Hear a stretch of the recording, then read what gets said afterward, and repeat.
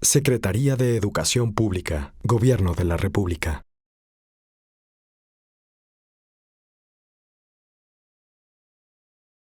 Buenos días, secretario. Ricardo Lizondo, de Ideas y Capital. Hoy no conozco a alguien que diga en México: híjoles, quiero sacar a mi hijo de una escuela privada para meterlo en una escuela pública. Hay ciertos incentivos que hacen que con este comentario no necesariamente ayuden a que la gente pueda meter a sus hijos a escuelas privadas. Ejemplo, la deducibilidad de las colegiaturas, etc. ¿Cómo ves tú a futuro el rol del capital privado en la educación mexicana, partiendo de este comentario, de esta percepción de la ciudadanía de que la educación privada es mejor que la pública? ¿Cómo el capital privado forma parte del esquema futuro del esquema de educación? Oye, yo lo veo en dos sentidos. Yo creo que la educación, como muchos otros temas,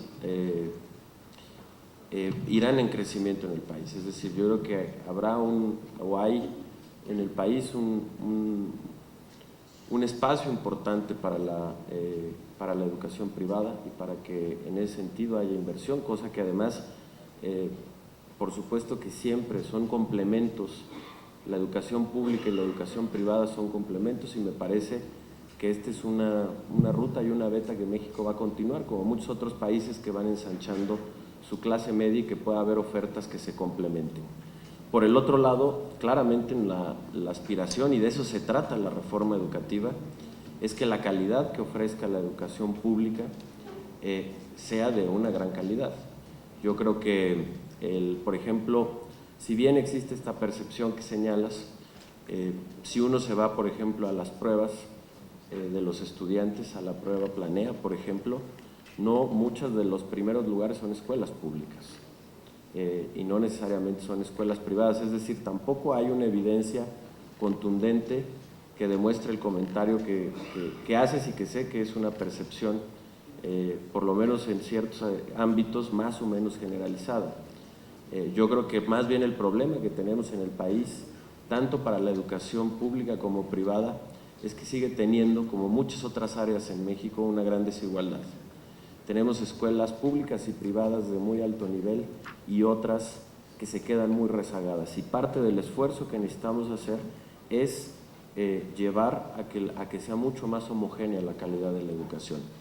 Y reitero, yo creo que esta reforma, y ese es el propósito, y estamos convencidos que esos van a ser los resultados que se tengan, va a ser una reforma que va a elevar la calidad de la educación, en ambos, en la educación pública como en la privada, aunque este esfuerzo claramente está centrado en la educación pública, que además es la mayoritaria. Más del 90% de la matrícula en el país va a la escuela pública, es decir, esencialmente la educación en México es pública.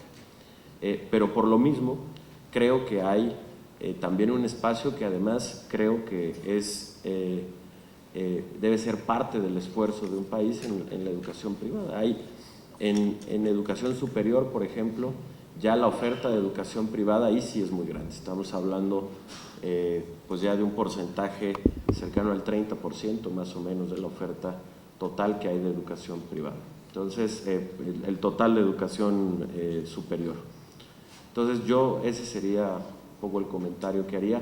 Y de verdad, reiterar que yo creo que y ahí está la evidencia, la educación pública en términos generales no está rezagada respecto a la privada. Depende qué escuelas, depende de muchos otros factores, y reitero, esta reforma, estamos convencidos, va a subir la calidad de la educación.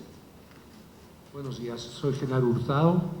Y Aurelio, mi pregunta, hablando de educación superior, ¿cuál es tu visión respecto del programa Empresa Escuela y cómo las organizaciones podemos ser más activas, jugar un rol más activo dentro de este programa? Bueno, yo creo que ya no lo mencioné en esta exposición, pero dentro de estos pilares que les comenté y les expliqué de la reforma educativa, hemos fijado como orden para poder trabajar 7 prioridades. Y una de ellas tiene que ver con mejorar la vinculación, hacer mucho más eficiente y eficaz la vinculación entre el mundo educativo y el mundo productivo, que hoy en México desafortunadamente está muy disociado. Y eso nos está llevando, por lo menos en algunos sectores de la economía mexicana, algunos de ellos los más dinámicos, a tener una paradoja en la que tenemos jóvenes o que no encuentran empleo, o que no encuentran empleo en lo que estudiaron o para lo que se prepararon, y al mismo tiempo empleadores que no están encontrando el capital humano suficiente para lo que quieren. Y esto además tiene una lógica muchas veces no solo nacional, sino particularmente regional.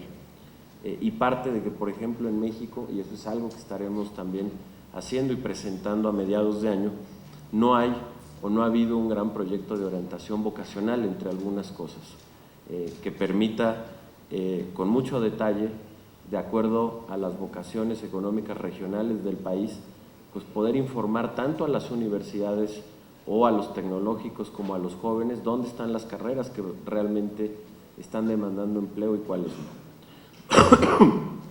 Por otro lado, un gran proyecto que estamos haciendo y que es una gran apuesta es la educación dual.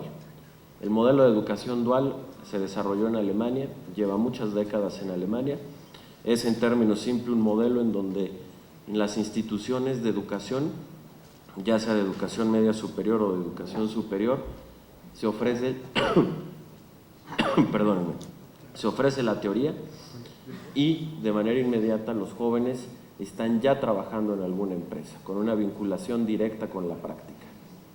El 60% de los jóvenes alemanes han pasado por el sistema de educación dual, no por un sistema universitario. Y es una de las explicaciones, no la única, pero es una de las explicaciones de por qué Alemania tiene una de las tasas de desempleo más bajas de Europa, ¿no? Mientras hay países como España que tienen desempleo juvenil por encima del 20%, en el caso de Alemania es de un dígito nada más. Y tiene que ver con esa vinculación tan estrecha entre la preparación y el mundo laboral.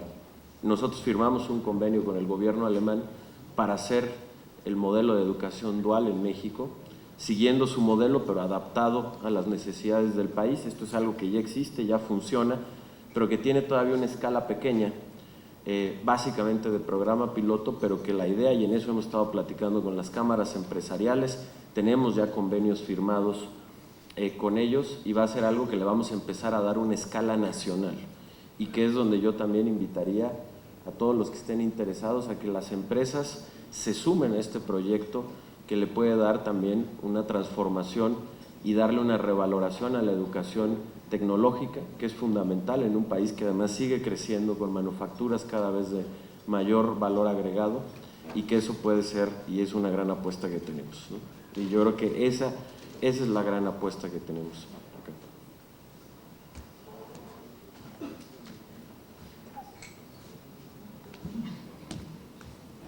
Bueno, señor secretario, buenos días. Muchas gracias. Aquí estoy, perdón.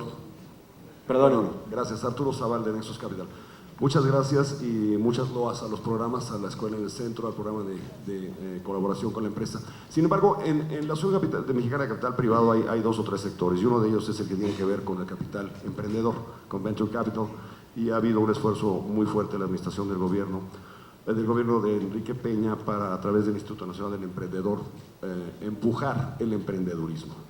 Acabamos de escuchar el programa que existe para acercar a la empresa con potenciales empleados y funcionarios. ¿Qué puede hacer el sector público? ¿Qué puede hacer la asociación y la industria de capital privado para incentivar el emprendedurismo? ¿Qué podemos hacer? ¿Qué puede hacerse desde adentro del sistema? Porque presidí la asociación hace unos años y es muy fuerte el esfuerzo que se ha hecho para difundir tanto en el empresariado como entre el grupo estudiantil lo que es el capital privado. En las universidades privadas en particular ha habido muchísimo apetito por ello, no así en las públicas. ¿Qué podemos hacer la asociación? ¿Qué puede hacer el sector público para desarrollar no solo empleados y funcionarios, sino también emprendedores, secretario? Gracias. Bueno, yo creo que es un proceso en el cual además, en mi experiencia, cada vez están más interesadas las propias universidades públicas de distinto tipo, uno, a tener un diálogo más cercano con el sector privado, segundo, a tener una lógica o una orientación en donde la formación de emprendedores pueda ser clave. Yo insisto, yo creo que por eso hablamos de que una de las prioridades que tenemos es generar una vinculación mucho más estrecha y eficaz entre el sistema educativo y el sector productivo, que parte de esto que ya expliqué, del modelo dual, que es muy importante, pero que parte de una relación en donde cada vez más las universidades valoren este sentido del emprendedurismo, y por el otro lado también que el sector privado se acerque más y conozca las universidades. Me parece que en el momento en que vayamos teniendo un diálogo mucho más cercano, y que es algo que nosotros como autoridad estaremos fomentando y propiciando, la posibilidad de alianzas son infinitas, como sucede en otros países del mundo. Yo creo que en México sí, en términos generales, nos hemos quedado rezagados en cómo vincular al sector educativo con el sector privado, y me parece que bueno, pues ahí las rutas son múltiples y es parte de nuestras prioridades, particularmente para la educación media superior y superior, de poder ir generando estas vinculaciones tanto al empleo como al emprendedurismo. Muchas gracias. Bueno, por acá. ¿Dónde? Perdón, no veo. Perdóneme. Soy Manuel Milán del Centro de Competitividad de Chihuahua. Dos temas breves. Hemos tenido mucho éxito con el CONALEP en acercar lo que ofrece en cuanto a técnicos a la industria. Ya en época del secretario Chaufet se hicieron programas que ya están empezando a generarnos alumnos para la industria, de acuerdo a las necesidades de la industria. No hemos tenido el mismo éxito con los tecnológicos regionales. Ahí es un poquito más difícil el que el ingeniero que está saliendo de los tecnológicos pueda entrar fácilmente a la industria, al grado de que estamos haciendo un diplomado en el centro para darle todo ese gap que le falta al ingeniero para entrar a la industria. Ese es un tema. El otro tema es con respecto a Planea, que comentó ahorita. Y bueno, déjenme, antes que eso, felicitarlos por la reforma. Creo que ha sido un paso excelente. En el tema de Planea, lo que tenemos nosotros en el centro aproximadamente 500 escuelitas públicas a las que apoyamos con sistemas de gestión. Estas escuelitas son notablemente académicamente mejores que las que no están en el programa nuestro, pero tenemos una dificultad para tener indicadores adecuados, y Planea no resuelve el problema, porque Planea es anual y es aparentemente solo en sexto año. Nos gustaría ver una evaluación más, lo más cercana posible, lo más frecuente posible, y no solo a sexto, sino a todos los años escolares. No sé si tengan dentro de la planeación futura el mejorar eso. Gracias. Sobre el primer tema, estamos trabajando muy fuerte con los institutos tecnológicos en que se pueda tener más esta apertura. Yo creo que el proyecto de los institutos tecnológicos es un proyecto pues relativamente nuevo y que va caminando muy bien.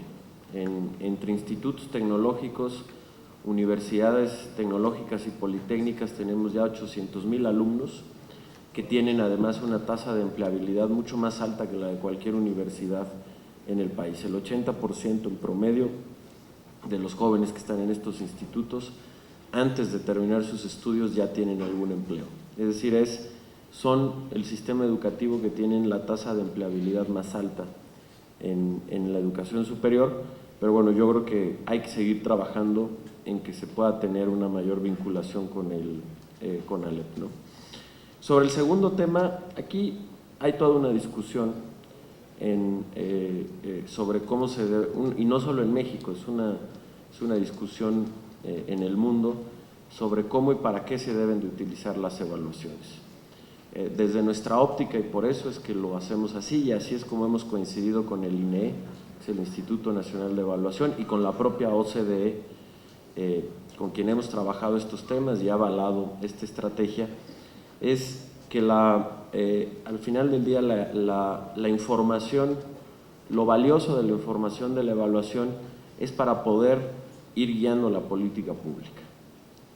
Y justamente es por ello que hay no solamente sexto, sino hay 2 cortes en el proceso educativo, cortes claves, sexto y tercero, para poder saber cómo van los jóvenes, cómo van los muchachos, y a partir de eso tomar decisiones de política pública. Por ejemplo, la prueba PISA de la OCDE, que es la prueba que mide y compara el nivel y la calidad de la educación entre los distintos países del mundo, es una prueba que se hace cada 3 años, no se hace cada año, y es una prueba que no es censal, es decir, es muestral en todo el mundo, toma una muestra representativa de las escuelas de los distintos países en los que se hace, y finalmente ofrece resultados muy sólidos y que son comparables. Entonces,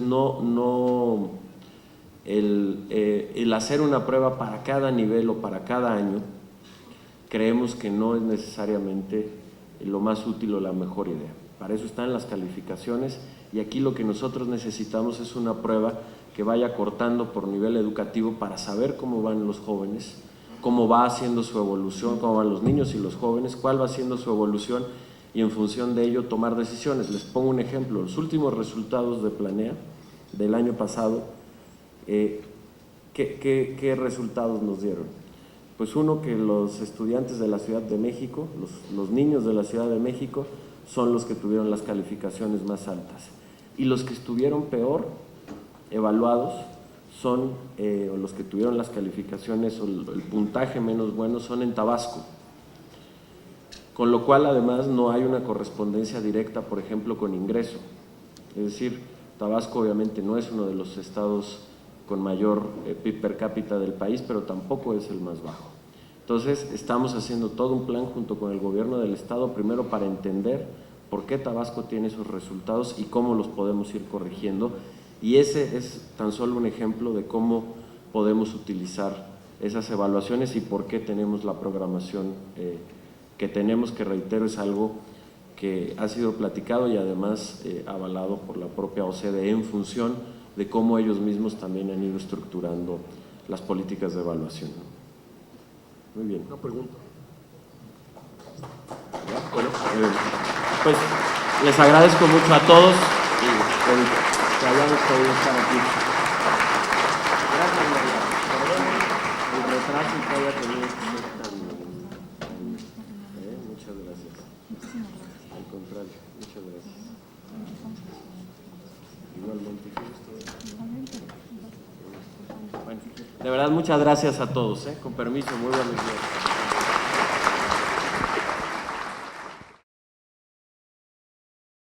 Secretaría de Educación Pública, Gobierno de la República.